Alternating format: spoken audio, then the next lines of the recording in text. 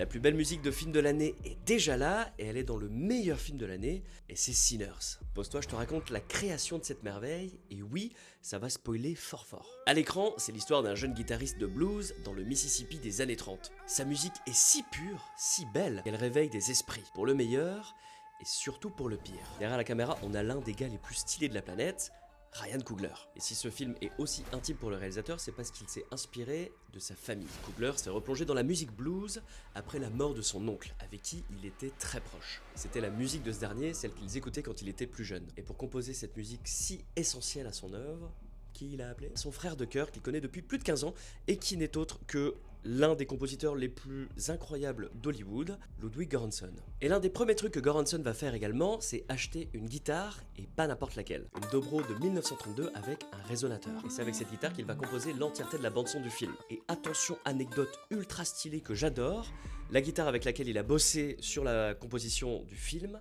c'est la même guitare avec laquelle le jeune acteur joue dans le film.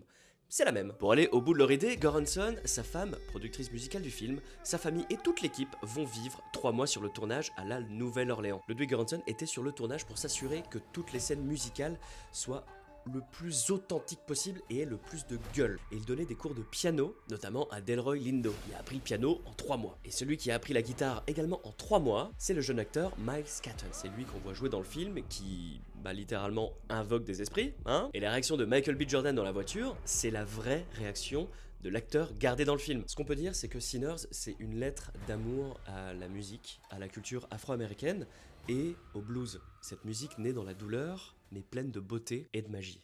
Bref, dis-moi ce que tu penses de ce film, de Ryan Coogler, de Ludwig Göransson en commentaire, et on se dit à bientôt pour plus de ciné.